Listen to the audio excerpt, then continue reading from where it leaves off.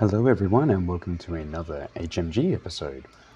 This one is again just me by myself, but I have something a little bit different up. This is Tabletop Simulator. And I thought this would be a good idea to demonstrate how I use, or how you can use, forward observers. So both the observer type who is the artillery observer or the forward air observer. And this will help give an idea using a map and some digital miniatures. It will give you an idea of what this can actually look like, the line of sight ideas, where it needs to go, and just what ranges and things that can be done on the battlefield. So I'll just get into talking about what I mean by observers and how to use them. So what I'm going to do is just take these two units and put them over here on this road. That's about 12 inches in or so. You can see they scatter a little bit, but they will be a target and example that we use. What is an observer? Well, an observer is one of our forms of models that we can use in bolt action. They oftentimes can forward deploy, so that allows them to be further up the field, in these sorts of spaces, as opposed to anything else that didn't do what I thought it would do. Never mind. They can often be halfway up the board, your half in terrain, deployed after everything else normally goes on the table. Missions will dictate that, of course. What it allows you to do is place that model to be, first of all, protected, but second of all, it allows you to place them wherever you would like, so they have good line of sight. So just going to zoom in a little bit here, so you can see I could actually pick him up and put him just behind. Let's see if I can get this thing to work here. Pop him just in there, in behind that wagon. And when we zoom in, we can see if he was standing up, he can see over to the here officer, or her officer, here officer, and the rifle squad. So line of sight just works the same for them when they do their actions. They function in that case like most other units, which you'll probably understand from playing games with them. But then it's what do they actually do as those units? So they can have assistance, but oftentimes they'll be by themselves, and the two different forms, or the two main forms, being artillery observer and forward air observer, they function quite differently. How's the best way to put this? You either take the artillery observer for suppression, and he will put pins on a section of the board for the opponents to get to, or you take the air observer if you want some targeted damage. Now there's pros and cons with that targeted damage, and there's some restrictions around how things come in and how they play, but we'll get to that, I suppose, in a little bit longer. The real thing is, when using them, it's important to understand that they're not like other units that automatically deal damage, or typically could be counted on to deal damage, and strip models off the board. Both options do have results that would lead to that, but they also have consequences, like they can hold off or be miscalculated. So it's known as obviously rookie pilot or miscalculation, where the attacks that you're trying to land on the enemy instead turn around and possibly land on your forces, which is not particularly good. Many people will complain about the rookie pilot and the miscalculation being one of the sole reasons that they didn't get momentum in a particular game. But it's also that there's a delay mechanic, or a changing of target. So even once you get that unit into position and you're like, okay, I know what I want to do, I'm going to try and target this rifle squad and the officer, it may not turn up, which means you need to think a little bit harder about when you use that activation, when is it best placed, what is the best thing to do with it. So I'll go into then just talking about the artillery observer to start with. The artillery observer is normally around 100 points for your models, and typically at around 100 points for regular. They're the same cost as a 10-man rifle unit, and they have a powerful attack. They would, once they're forward deploy and you allocate them a fire order, that's when their special ability is going to tick off, and generally that means that you're going to go, I'm going to declare a point on the battlefield, let's say here, in that space there, and in that space I want the observer to drop a marker. So he would drop a marker down. In this instance, I'm just going to use a dice. He would drop a marker down in that crop field, and that becomes the target point for the barrage. You would then roll a dice to make sure that that dice actually, that it comes in or is delayed or is miscalculated and scattered from that point in the current turn, sorry, in the future turn, the start of the next turn. A 1 is a miscalculation, a 2 or a 3 is a scatter, where you would actually move this around up to 12 inches and change that target point to where you could follow infantry or vehicles with it. Use it in slightly different ways, which I'll talk about in a moment. Or you get the 4, 5, or 6, and the 4, 5, or 6 that just basically locks it in. It's going to bombard in this area, and you can proceed to that section of the rule. The rule itself, in a nutshell, you're going to end up with up to a 12-inch line that goes out this way and out this way. So it's going to be a circle in that sort of a space, but it's variable. It's anything from sort of a 6-inch bubble to a 12-inch bubble. 12 inches, of course, to that center marker, which means really, as you can see, I'm drawing concentric circles here, or similar set circles. You have potentially a small area or a larger area, and if you're going out at your maximum space, you're actually covering almost a good sort of quarter of that back board edge, depending on where you've put your marker.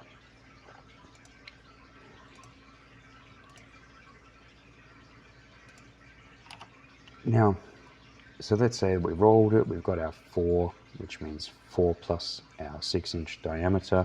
That's going to give us a 10-inch bubble. So we know that everything in that 10-inch bubble is potentially impacted. Now, yes, you go on and you roll the different impacts and the different, whether they take pins, whether they take a heavy howitzer hit from it coming in and landing on them on the roll of a 6. But generally, you're going to put pins on the target unit. You're not actually going to put too much damage on them, because on a 1 to 5 you're going to generate pins.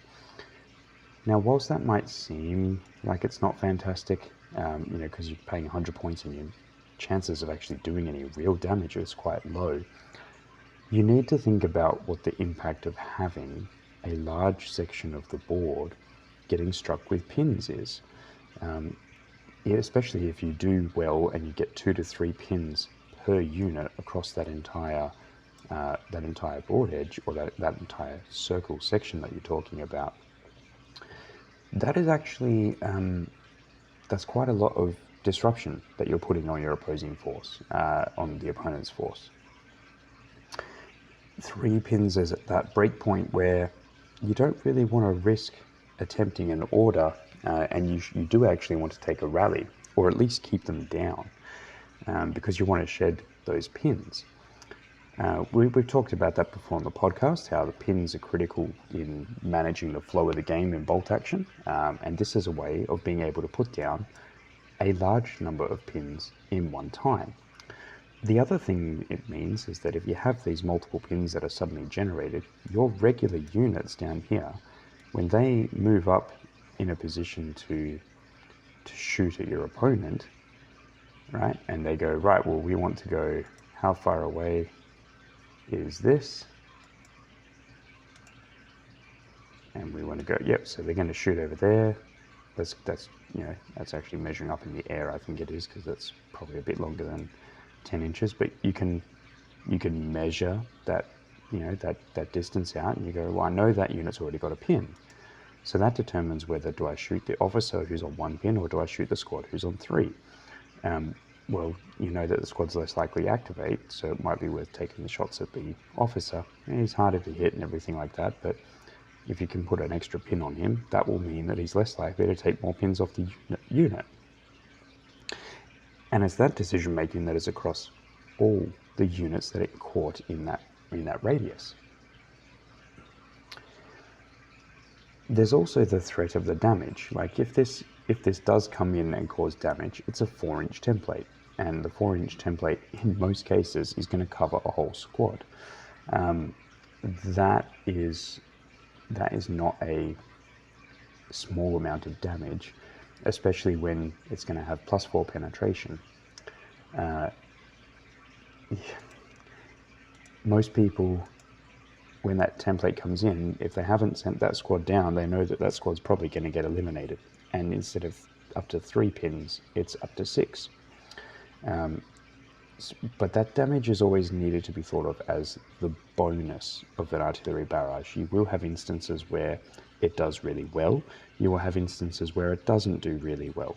But really what you're looking for is that suppression so that you can hold an element of your opponent's army. So let's just move all this stuff off here for a second.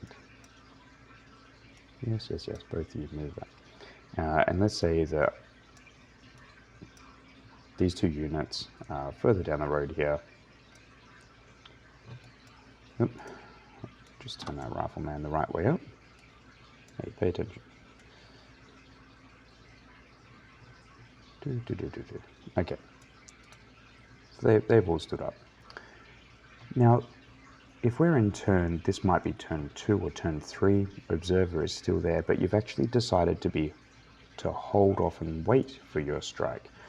And the reason that you chose to do that is because now, let's say the objective is in the middle of the wheat field, and you want to stop them going in the wheat field, you could preemptively strike that spot on the battlefield in turn 3 with the sole intent, let me try and just get this up here, with the sole intent to box out this area. It's not quite doing what I want. You can just see that circle coming up there, and it goes the whole way around. You'd be looking to box out that area so that they can't take that objective. Turn 3 and 4, you'll start to see units move in positioning on objectives. 5 and 6 obviously running towards it to try and capture it. But if there's a artillery barrage marker there and your opponent is a little bit uncomfortable with being this close, they may not move away, further away out of the range. They could if the unit is particularly mobile or, I guess, vulnerable to the bombardment. But it takes a very brave commander or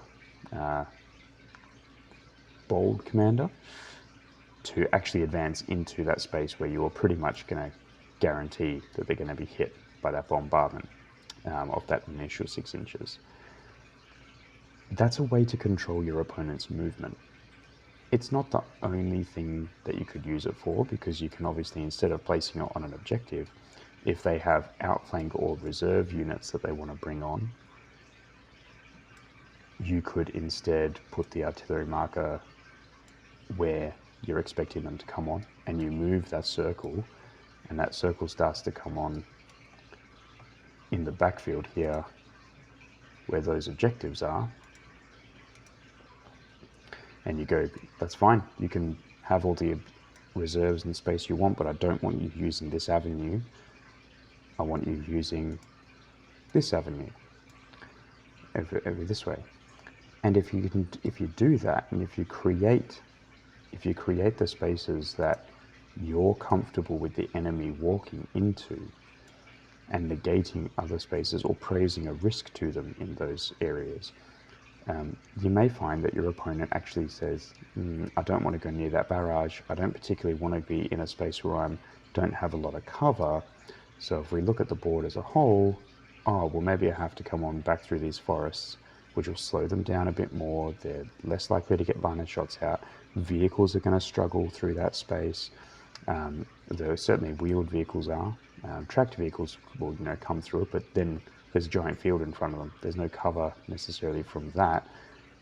They probably want to use the cover from this courtyard and the set of townhouse buildings. Well, you're trying to deny them that so that they can't use it, which means that you're going to get good shots on them with your anti-tank assets or your, with your high powerful, your high explosive heavy howitzers or heavy mortars or any of your HE, your mobile HE. You want to be able to position those attacks so that you can shoot with relatively unimpeded lines of sight. You won't be able to avoid the cover on a board like this, like they'll get something in most cases, but what you want is the line of sight. You want to be able to see things. And so cutting down where they're able to move is a way of getting that line of sight in your favor.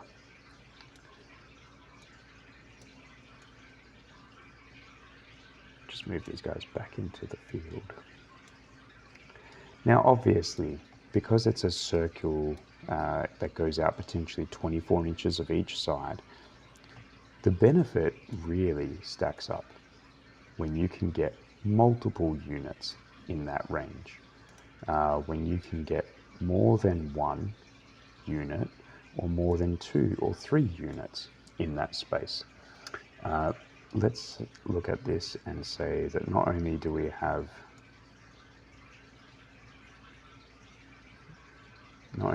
those infantry units, but we also have a vehicle. Now, all of a sudden, that's 4 units. 1, 2, 3, and 4. You guys obviously can see that.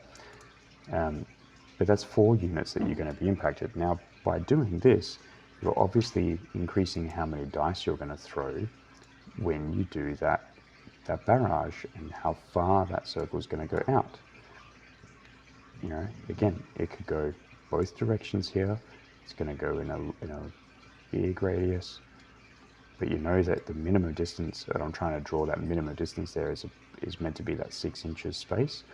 I think it's not quite 6 inches on what I'm drawing at the moment, but even if it was something like this, okay, you know that that's going to be probably your primary space that you're going to hit things on either side of that.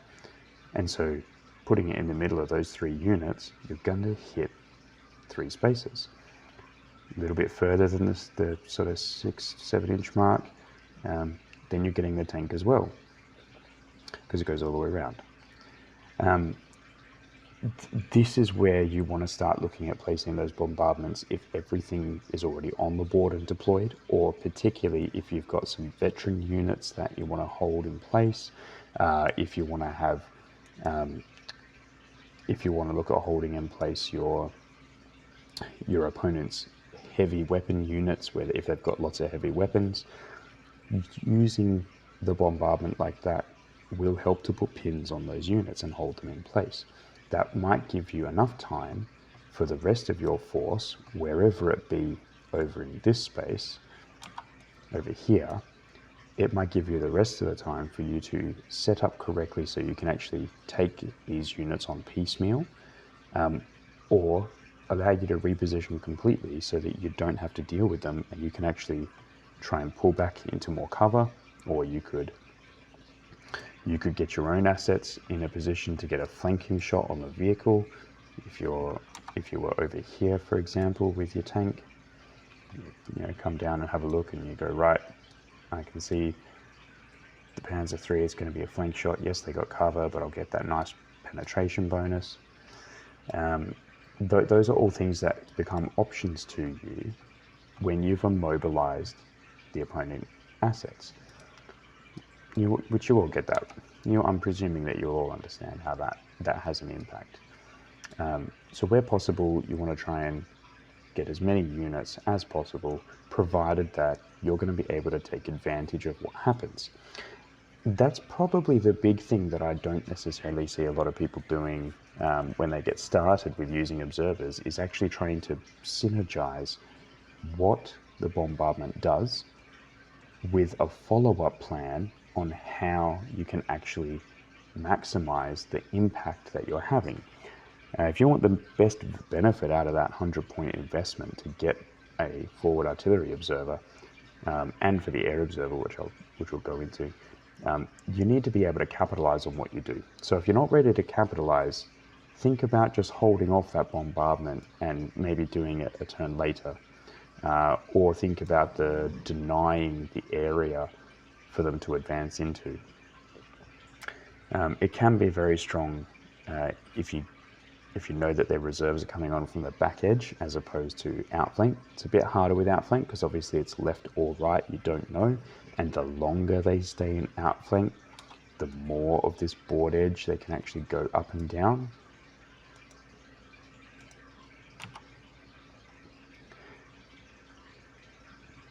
But in terms of how I typically tend to use it, if that's what it does and that's how it operates, and that you're looking for a wide spread of suppression, I really have it down in 3 categories. The first category is there something in reserve that I want to hold back? Is there something in reserve that I want to try and control where it appears on the board? Is there something, are we having to force everything into the first wave where I can actually dictate what's dangerous or not for my opponent to bring on for first wave? The second one is, okay, so if those things are not in play, that means that probably everything else has been deployed onto the board on turn 1. I would need to be very conscious of my observer going down and the opposing sniper, because you need to make sure they're protected, because they're sniper bait, because no one likes to even take the chance that they're going to get multiple pins or a heavy howitzer bombardment. But if everything's on the board, I then look at, okay, how many units am I able to get reliably if I put the bombardment in the middle there? Do I hold off and do I wait for them to get a bit closer, a bit further away? What's most critical? And then the third instance for me is there a space on the battlefield that I want to hold the bombardment off for and instead deny that advance into that area later in the game? Now that's tricky because you need to keep your observer alive longer, which doesn't tend to happen if you put him in range of a sniper. But those are the 3 key things that I think about. And typically, if I'm going to try and trap multiple units at once, sometimes it's better to wait until the end of turn 1, because at the end of turn 1, you may have your opponent start advancing their units. You have the officer move, but then you might have this unit might go this way, and wow, that looked really bad. And then the tank might just drive up a little bit. Now, when you're at that position, these units are obviously spread a lot more further out, which means that it's unlikely that you're going to get both of them if you put the marker approximately in the middle. So you may actually decide to go, it's more important that these units are affected, or actually I don't have anything to deal with the tank, so the tank definitely has to be targeted. But I want to get the unit that's next to him as well, or I want to get the officer that's next to him as well. So I'll try and put it somewhere in here. You may have to choose to let one of the other options go to prioritize the threats to your battle plan. But the advantage is if all of these units have moved, then you can put this down, and when the turn resets, they can't run away from it straight away because you're going to roll for it to come in immediately. So you've got a 50-50 chance of it landing before they can move. That is quite good. That is quite good and worth considering if you are concerned that you've been outmaneuvered in deployment and that you don't have something to protect one of the flanks. You can try and land the observer strike on them after they've moved, and that should help delay that until you plug that gap in your line, or reconsolidate everything so that you're giving up that table quarter, but drawing a stronger line, for example, on the other side.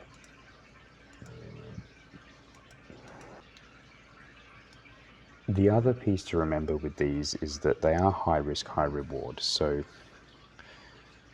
just having the observer in the force may not be enough. It's not a guaranteed. It is a bit of a gamble. The gamble may very well pay off, but it also could be completely bogus.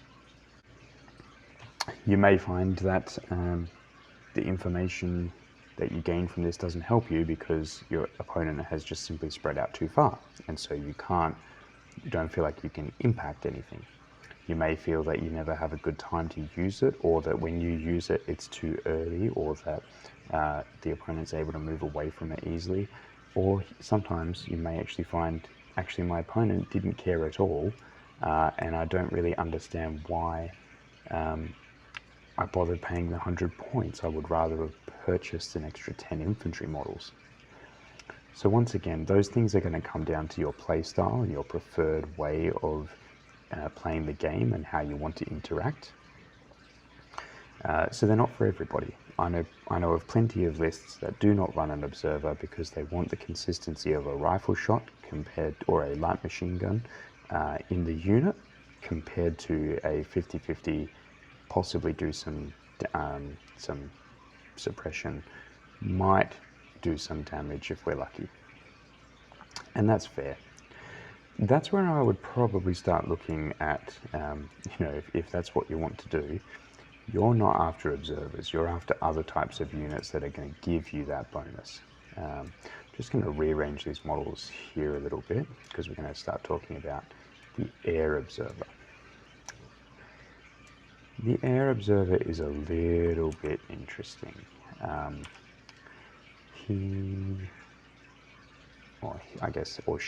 should be a bit more careful about that.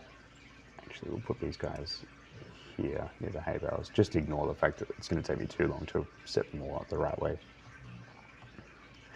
I'll leave the observer where he is at the moment, but again, can forward deploy and essentially go anywhere you want, providing he's meeting his requirements. So instead of indicating a point on the battlefield, the air observer actually indicates a target unit. So let's say in this instance that these guys that I've just put near the hay bales, we're going to put the fire order on them. So same thing, you use the fire order to use the special ability. You have to be able to see the target. There's no range, so I didn't mention that with the artillery barrage, but there's actually no range associated with his attack. It's just so long as you can see.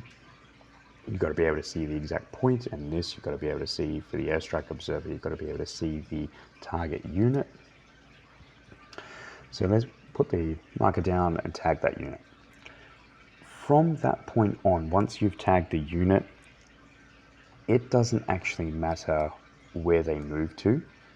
That marker's going to follow them. It doesn't matter whether they run away or run forward or anything like that. That marker's going to follow them regardless for when they need to come in, for when you roll for it. And it will remain targeted until it either comes in or you as the attacking player choose to reallocate. Typically what will happen is your opponent's unit will get hit with the marker, and they will start running towards your lines because they want to get that airstrike as far away from their remaining force as they possibly can. There's not a huge amount you can do about that except for shoot that unit to try and hold them back. Of course, if you kill that unit, the airstrike is going to come in on that spot and essentially do nothing. The attack itself will be wasted.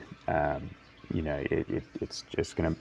It's slightly better than a rookie pilot because you don't get attacked by your own aircraft, but it's also not fantastic at that time. There's a lot of things where it's just, it would be better if you missed it altogether as opposed to getting that rookie pilot, just because the rookie pilot can be quite punishing and it's very unintended. And that's really because the rookie pilot turns what should have been an attack for you into an attack from the enemy, because for the airstrike in particular, the enemy chooses one of your units on the board and drops an airstrike on them instead. So, not good. Now, when it actually comes to executing on the airstrike, there are some rules in the book that determine how this is, and one of the first ones is that you actually have to put another marker about something like this. It needs to be 18 inches away. It can't be smaller than or greater than. It has to be that 18-inch circle. An important thing to remember, if that's the case, is that your marker, if that was, it's probably just over 18 inches, I think, on the scale map, but your marker essentially is this, that circle that you're getting that attack vector on from the plane is essentially anywhere in that white circle, on the edge of that white circle. So when you're declaring a target, whilst it's important to hurt the target, one of the things that I often consider is, where can I put that strafe marker to come in on that 18-inch circle that's also going to impact the enemy? Because there's no benefit to banking it all the way away from absolutely everybody. And that's mainly because the things that shoot at the marker to destroy the plane or veer it away from the flak attack are machine guns that have a range of 36. So this is a 36-inch circle, and so unless your opponent is on the outside over here, their 36 inches is going to reach almost the full way across that circle. And the closer the units are to your circle edge boundary at this point, like if the Panzer III had a pin tool that was pointed at the sky, as an example, if it was able to, as an example, it's inside the circle. It can shoot at that plane irrespective of wherever you're putting it. It doesn't matter. Flak is, you only need, I think it's 3 successful hits on the plane to drive the plane away, and no attack is conducted, no pins are dropped. It just drives it off, and every weapon that is able to, friend and foe, will attempt to shoot at the plane. So it doesn't take, you only need 3 successful hits. It always hits on a 5 or a 6, and it's just to basically scare the plane off. And that's one of the reasons why they feel overcosted. It's very easy to stop the plane.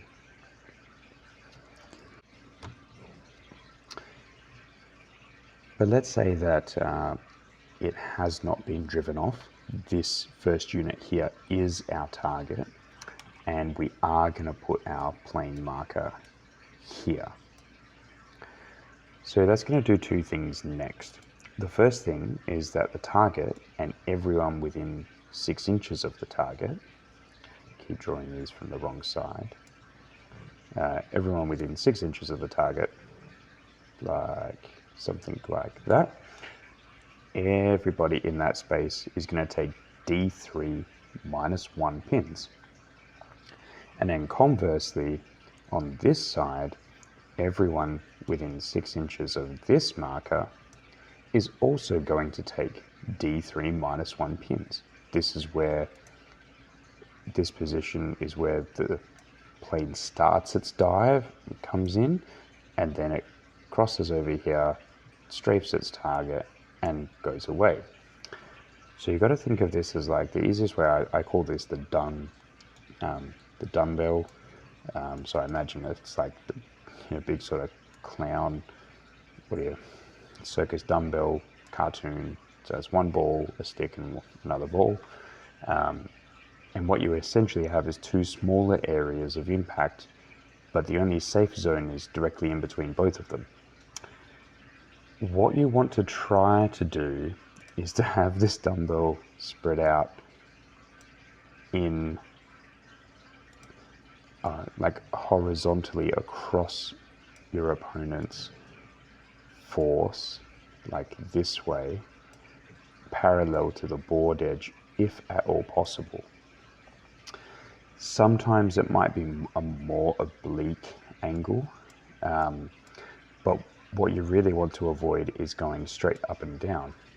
And the reason that you want to avoid coming in on a vector straight up and down is because your units tend to be over on this side, which is where that straight up and down leads to, right?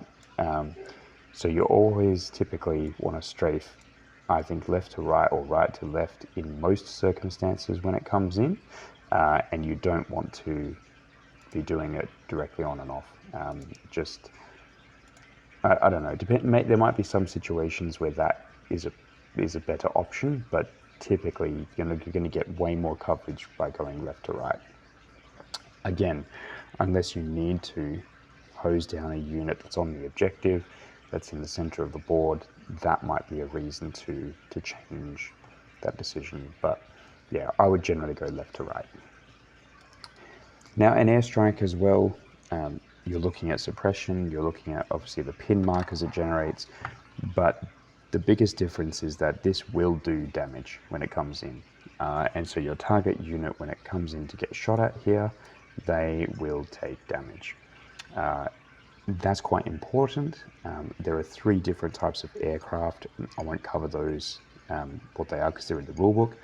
But essentially it's a light attack craft, a medium attack craft, and a heavy attack craft. And they are quite powerful attacks. Most have the ability to hit and hurt any target. But unlike the artillery observer, you can't use this as a preemptive move. You can't use it to lock down a reserve. You can hold the airstrike back and wait for the target to present itself and call it in on the target. But yeah, like I said, it doesn't matter whether that target moves or hides. Whilst you can go down to being shot as a reaction, there's nothing else really you can do. And so it's like once you're zoomed in, your options as the target is either run towards the opponent and try and get that airstrike as far away from your units as possible, scare the plane off in the flak attack phase or step where you would try and drive the plane off, or get your unit killed so that the attack is wasted. Ironically, like that sounds really silly, but sometimes that's actually the better play, is just to not worry about it and get your unit killed. Just like with most other regular attacks, if you are in a truck, the airstrike and the target for that airstrike has to be the truck and not the unit inside, because the unit inside can't be targeted. But interestingly enough, the unit, if the unit is targeted by the airstrike, and they then decide to get into a truck because they want to try and be protected. So let's be like, the truck's like, yeah, cool, just get in my truck, you'll be safe from the airstrike. No, that doesn't save you from the airstrike, because it's already been called in on you as a target. And in fact, if you end up with the template attack coming at your vehicle's going to automatically be clipped by the template. 2 of the 3 attack planes have a template attack, so that would, I think, would be quite a risky move. But it's important to understand that you are selected as a target prior to embarking on the transport, and so you will stay a target. Nothing says that you get dropped as a target. Yeah, a bit of an abstraction in the rules, but the example I like to use is that airstrikes are homing. You could be targeted by an airstrike, jump in a vehicle and drive under a mountain with a tunnel, and that airstrike is still going to find you. So yeah, just be aware of that. I don't often use airstrike observers as much as artillery observers. I find airstrike observers they're very expensive for the benefit that you get, especially because the plane is able to be driven off so easily. That doesn't necessarily mean they're bad. USA obviously get dual airstrikes, which that's beneficial because you're getting 2 for the price of 1. But the cost is that they're just as simple to drive off as a regular plane, so there's no real protections or anything like that. It's just that you get 2 of them, and if you're sniped off before you get to use the second one or even the first one, you are instantly losing points. So again, watch that deployment, and if you're not sure that whether if he's fully enclosed or not, put your observer somewhere else, because you can always at the end of a turn move him out, and when the turn starts up again, make him your first dice. You could always do that as a desperate action if you're being hounded by a sniper. But that's where the other part of airstrikes come in. It's like, to make an airstrike really successful, you need to have removed as much anti-aircraft of a threat as you possibly can. So that means either putting pins on units that have pintle mounts or flak weaponry. For anything that is on your side, you can attempt to hold fire, but it's better if you just try to get them out of range when you're placing that marker, that 18-inch marker. So just be aware of your weapons around that circle as well. But the real reason that I don't do a lot is, I say, aircraft in the game, if you had more control over what type of aircraft it was, like in the experimental rules, then it's not so bad. A lot more weapons, a lot more choices, a lot more dangerous of a profile, but you've got control over where it hits and what it does and how powerful those attacks are. The rules as they are give you a 33 reoccurring chance or probability that you'll end up with that light aircraft, which, whilst it's still good against infantry, it tickles most tanks. It doesn't really do a huge amount of damage to those. You really need the medium or the heavy attack aircraft is more preferable. Vehicles are hit on their top armor, which makes them a little bit more vulnerable. But even with the +1, you get to sort of a 9+ tank or a 10+ tank, and that armor still is quite strong against an airstrike. So it's not like unbeatably strong. I just find that they're better against infantry than they are against tanks, and the problem with that is, well, the rest of my army is already good against infantry and not against tanks. So why, unless I was playing the US, for example, and I got 2 runs at it, why would I take another good against infantry but not against tanks weapon system when that's the basis of my army?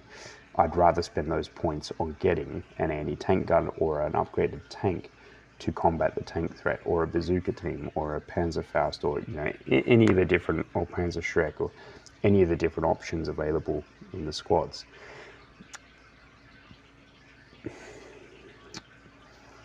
That being said, I have played with both. The artillery observer, he generally sits with my playstyle a lot better, generally as a defensive counterplay. And so, I will often use him to lock out areas of the board, or just try and go, I don't want you coming over this edge, and so I'm just basically gonna lock this out and say, no, you can't go there. Because I'll put the marker here so the reserves can't come on. Sometimes I want to force them into a place where they can't get good line of sight. Sometimes I want to force them into really hard ground. Sometimes it's, like I said, it's holding that objective space because I don't want the opponent to get in there, and I want to have the priority of trying to get units. Or specifically on this map, for an example, it might be, like if we just look at this, it might be that I have, let's say, slightly more terrain that I need to run through from my quickest avenue, whereas their quickest avenue has slightly less. And so I might actually put the bombardment down here with the sole intent that I'm going to try and hold their unit back to give mine time to get through the field onto the objective. It's a very select example, but it's things to consider, is that if your opposing player is fairly hesitant about this area because they don't want to get hit by an artillery observer strike, use that to your advantage. Like really use that to your advantage, because that's something that you have in your list that you'll be able to leverage.